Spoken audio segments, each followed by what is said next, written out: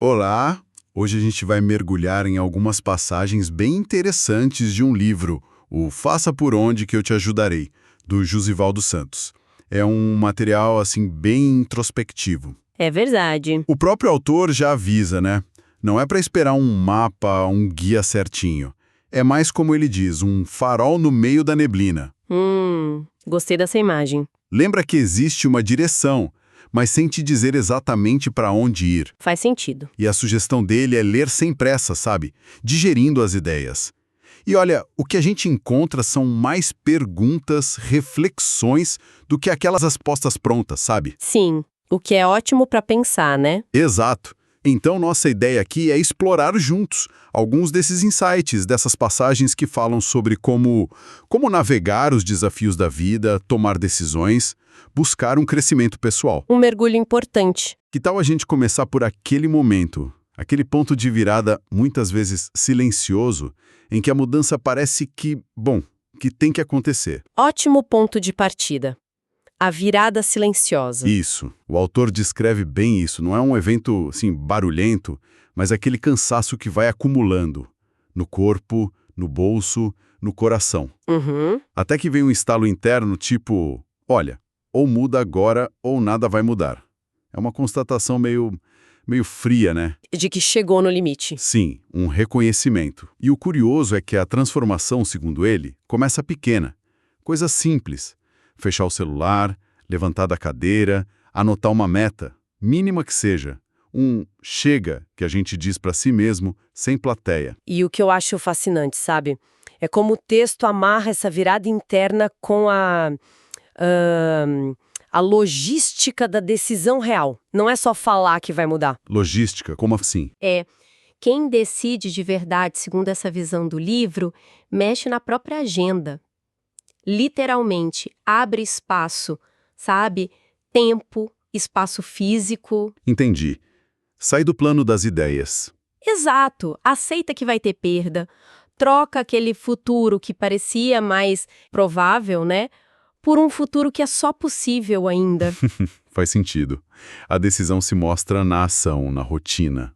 Isso, muito mais do que nas palavras, é quando a gente começa a dizer não sem tanta culpa e o sim vem com menos medo, menos paralisia. Isso me lembrou uma distinção que o livro faz entre preparar e esperar. Ah, sim, muito boa essa parte. Preparar é isso, né? Agir onde a gente está, com o que a gente tem, fazer do agora o melhor ponto de partida. É transformar o chão onde você pisa. Já esperar é quase como entregar pro acaso, né? Pedir pra sorte fazer o trabalho. Exatamente, é terceirizar.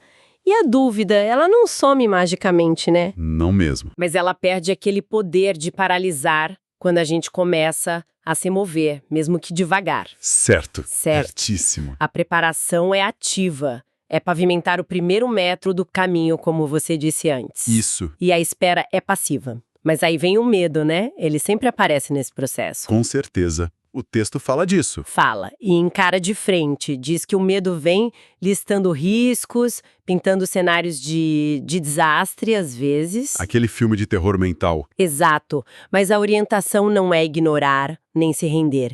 É olhar para ele como um aviso, não sentença. Achei isso forte. Aviso não sentença. Gostei muito disso.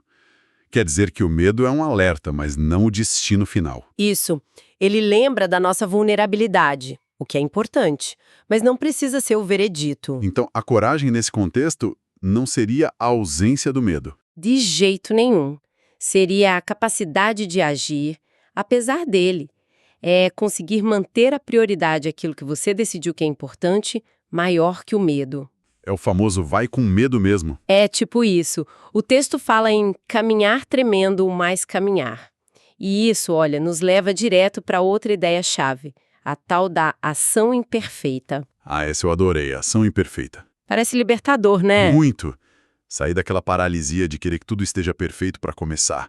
O livro dá uns exemplos ótimos, não dá? Sim, o artista começando com a tinta barata, O estudante com aquele primeiro parágrafo que tá horrível. o vendedor ensaiando o discurso que ainda soa meio falso. A mensagem é clara. A gente precisa começar.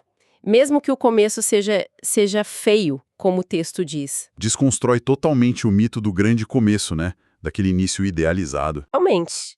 O que existe é o possível de hoje. E fazer o possível hoje, por mais simples que seja, é o que abre a porta para o possível de amanhã ser maior. Mas exige coragem, né? Uma coragem diferente. Sim, uma coragem específica, a de aguentar a feiura do início. Aceitar que o primeiro rascunho vai ser ruim mesmo, que os primeiros passos vão ser desajeitados. E que os erros fazem parte. Exato. Não são falhas no sistema, eles são um sistema de aprendizado. Agir, mesmo que de forma meio torta, expõe nossas ideias à realidade. E quem age aprende mais rápido. Muito mais rápido. Vai acumulando o que o texto chama de musculatura emocional. Musculatura emocional, que termo bom. É. A capacidade de lidar com a frustração, de rir dos próprios tombos, de continuar mesmo sem aplauso o tempo todo. Nossa, isso parece fundamental. Porque começar é uma coisa, mas conseguir sustentar a jornada, né? Especialmente quando ela não é uma linha reta, é outra história. Com certeza. E aí entra a questão da direção, né? Do porquê a gente está fazendo todo esse esforço. Perfeito. A ação, mesmo que imperfeita, precisa de um norte, né? E é aí que o livro traz o conceito de propósito. Mas não como um slogan bonito, né? Algo para postar na rede social. Não, bem diferente disso. É apresentado mais como uma bússola interna mesmo. Algo que dá a direção e que resiste aos ventos, às dificuldades. E como se mede isso? Pela coerência no dia a dia, sabe? Nas pequenas escolhas. Pode ser algo que, para os outros, parece pequeno. Sei lá, cuidar bem da família, criar alguma coisinha útil, manter a alegria de aprender. Mas se for genuíno para a pessoa, se for de dentro, se torna enorme. A consistência interna é que vale, mais do que a grandiosidade para fora. Faz sentido. E como? Como a gente encontra essa bússola? O livro ajuda nisso? Dá umas pistas, sim. Sugere investigar. O que realmente comove a gente? Que tipo de injustiça nos tira do sério? Fazendo o que a gente perde a noção do tempo? Onde que as nossas habilidades podem, de alguma forma, aliviar a vida de alguém? Lembrou dos exemplos que você mencionou antes. O médico focado em aliviar dores, a professora em acender a curiosidade. Exato. Eles mantiveram o propósito central mesmo quando a forma de atuar mudou ao longo do tempo. E ter essa clareza de propósito, pelo que entendi, ajuda a filtrar, né, o que faz sentido pra gente ou não. Funciona como aquelas âncoras em mares agitados que o texto menciona. Isso. Ajuda a alinhar as ações com os valores. Quando o propósito está minimamente claro, as prioridades meio que se ajustam sozinhas. Fica mais fácil saber, isso aqui tem a ver comigo, isso aqui não. E não é algo fixo, né? Pode mudar. Pode, e geralmente muda, evolui com a vida. Mas ter um norte, mesmo que ele se ajuste, faz com que os obstáculos, eles não desaparecem, mas perdem aquele gosto de absurdo. Você sabe por que está passando por aquilo. Entendi. E para sustentar essa jornada, que tem um rumo, mas também tem altos e baixos de motivação, aí entra a disciplina. Exatamente. Aí entra a disciplina. Que muitas vezes a gente vê como algo pesado, né? Quase punitivo. Pois é, mas a abordagem do livro é bem diferente. É mais como uma arquitetura interna. Arquitetura interna. Gostei. É. Uma estrutura que a gente cria para que a vida que a gente quer caiba no dia a dia. Não é um chicote. É mais como uma casa habitável. E como se constrói essa casa? Começa pelo básico, pelo alicerce. Sono, alimentação, movimento. Sem isso, nada se sustenta direito. Depois, pensar numa agenda que funcione, sabe? Com blocos de foco, sim, mas também com espaço para imprevisto. Era fundamental. Com pausas e prazer. Ah, importante isso. Pausas e prazer. Essencial. A constância não sobrevive só de esforço bruto. Precisa de respiro. A ideia é que quando a motivação some, porque ela some, né? A estrutura te segura. A estrutura fica. Isso. E essa disciplina também é seletiva. Aprender a dizer não faz parte. E é dinâmica, precisa de ajuste, de ouvir o corpo, de adaptar. E teve um ponto que eu achei curioso, quase contraintuitivo. A disciplina como aliada da criatividade. Geralmente a gente pensa o contrário, né? que disciplina mata a criatividade. É um pensamento comum, mas a lógica do texto é interessante. A disciplina, ao criar ordem, rotina e principalmente espaço para o silêncio, para o descanso, para o foco, ela paradoxalmente libera a mente. Como assim? Ela cria as condições para que o inesperado possa surgir. Muitas ideias boas nascem justamente nessas pausas, nesses limites que a própria estrutura ajuda a criar. É como preparar o terreno para a semente da criatividade poder brotar, entende? Entendo. Faz muito sentido visto assim. Prepara o terreno. Mas, falando em terreno, nem sempre ele é fértil e plano, né? A jornada tem seus buracos, suas quedas. Sem dúvida. Como é que o livro trata disso? Da resiliência, do fracasso? Lembro de uma parte chamada Carta de Quem Voltou.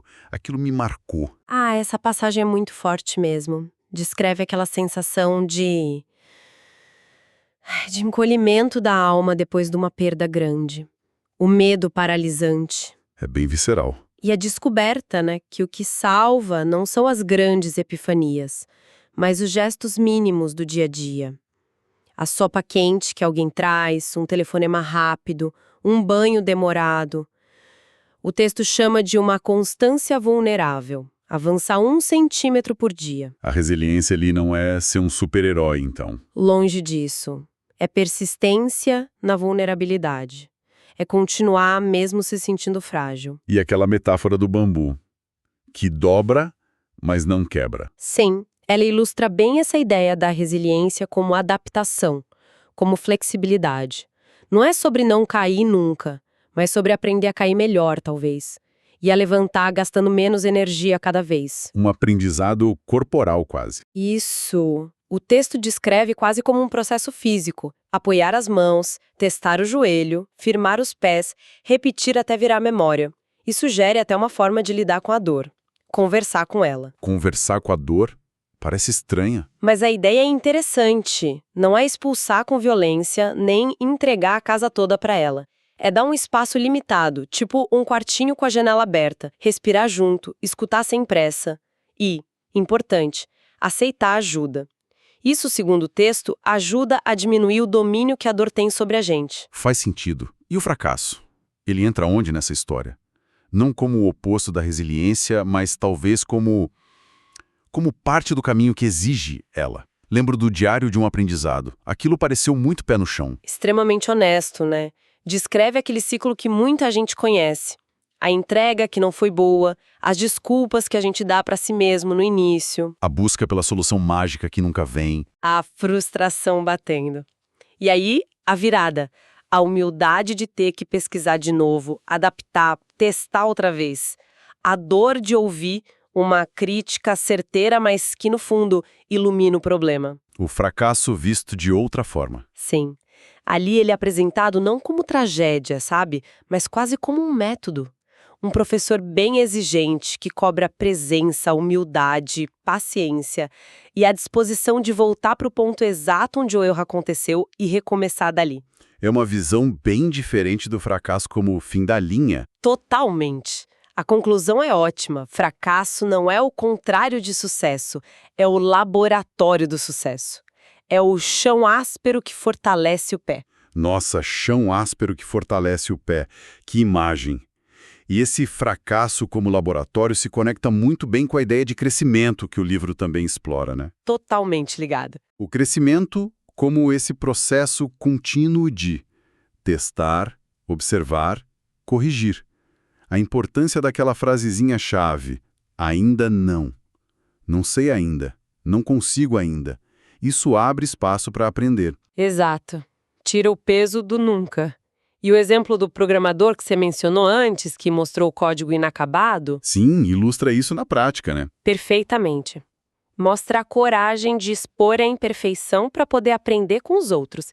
Ele recebeu o feedback, melhorou o código e, no fim, ainda acabou ajudando outros programadores. Mostra que o crescimento rola nesse espaço seguro de tentativa e erro. Isso. E reforça 2 ideias que o texto traz forte. Primeiro, quem documenta aprende 2 vezes. Registrar o processo, o que deu certo, o que deu errado, acelera muito o aprendizado. Faz sentido. E segundo, que ninguém cresce sozinho de verdade. Mesmo quando a tarefa parece individual, o aprendizado é muito potencializado pelas conexões, pela troca. E aí a gente chega justamente nas conexões. Aquela parte que fala do medo de pedir ajuda, sabe? De parecer incapaz. Ah, sim. E a resposta da mentora na passagem é ótima, né?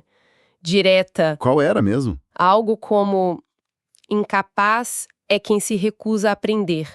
O resto é só ser humano. Uau, forte. Quebra uma barreira, né? Total. É uma defesa clara da interdependência. A gente precisa pedir ajuda e oferecer ajuda. E tem aquela metáfora das ideias como sementes. Que precisam do choque com a terra. Isso. O choque com a terra seriam as outras mentes, a interação. Para a ideia germinar, ela precisa dessa troca.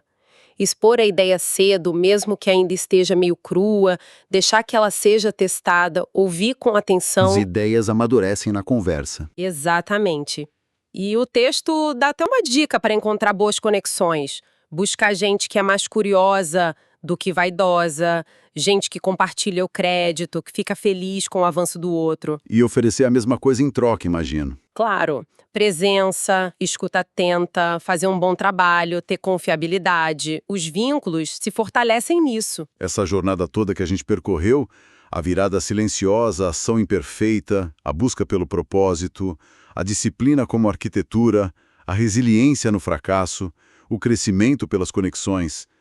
Parece que tudo isso desemboca numa reflexão sobre que tipo de pessoa a gente quer ser, né? Que marcas a gente quer deixar. O livro fala de virtudes como coragem, esperança, gratidão. Sim, ele amarra esses pontos no final e reforça algumas ideias que já apareceram, que a coragem não é a ausência de medo, mas agir com o medo, seja num grande ato ou naquela resistência silenciosa do dia a dia. E que ela precisa de um propósito para não ser só imprudência. Exato, e que ela é alimentada pela esperança, aquela luzinha interna, sabe? Que não ignora a dificuldade, mas que guia através dela. E sempre ligada à ação. Esperar sem agir, o texto diz, é ilusão. E a gratidão? Como ela entra aí? Não como passividade, de jeito nenhum, mas como uma lente ativa. Uma forma de olhar que amplia o que já existe de bom, mesmo quando as coisas estão difíceis. É uma postura que a gente pode treinar. Reconhecer o valor do simples. A água que a gente bebe, o pão na mesa, o corpo funcionando minimamente. Aquele exemplo da mulher em tratamento que listava 3 motivos diários. Isso. Mostra como esse exercício pode dar força. A gratidão não nega a dor, mas impede que ela tome conta de tudo. E por último, o legado. Gostei muito de como ele desmistifica essa palavra. Também achei ótimo. Não é o grande monumento, o nome na placa. Mas a marca silenciosa que a gente deixa nos outros, né? Aquele conselho amigo dito na hora certa, a mão estendida sem alarde, a presença que acalma. Exatamente. Aquilo que fica vivo na memória e principalmente na vida das outras pessoas. É algo que se constrói no dia a dia, no bom dia mais atento, no obrigado realmente sincero. É o traço que a gente desenha, mesmo que torto, como o texto diz, o gesto que continua ecoando. Isso, a qualidade da nossa presença que reverbera depois que a gente se vai. Olha, explorando essas ideias do Josvaldo Santos, fica um chamado bem forte, né? Para uma vida mais consciente, talvez, mais intencional. Com certeza. Um convite para a gente abraçar a imperfeição como um motor mesmo. Encontrar força na vulnerabilidade, construir sentido um passo de cada vez, com ações que estejam alinhadas com o que a gente valoriza. É isso? Talvez, como o autor sugere lá no começo, a gente não tenha mesmo um mapa, mas cultivar essa sensação de direção, esse farol na neblina, nossa, isso já parece incrivelmente valioso. Sem dúvida alguma. Não são fórmulas mágicas, né? São perspectivas, jeitos de olhar que podem nos ajudar a navegar melhor essa paisagem interna tão complexa e, bom, as turbulências externas que são inevitáveis. E o que fica muito claro é a importância da autoconsciência, né? Da intenção e da força das conexões humanas. Sim, esses são fios que costuram todas essas reflexões, né? Essenciais. Então, fica aqui uma provocação final para quem está ouvindo a gente, inspirada nessa ideia de legado que a gente acabou de conversar. Se o legado mais duradouro talvez não seja o dos grandes feitos aplaudidos, mas o desses rastros silenciosos que a gente deixa no cotidiano dos outros. Que pequeno gesto, hoje mesmo, quem sabe agora, poderia começar a desenhar o tipo de jardim que a gente gostaria que florescesse através da nossa passagem pelo mundo.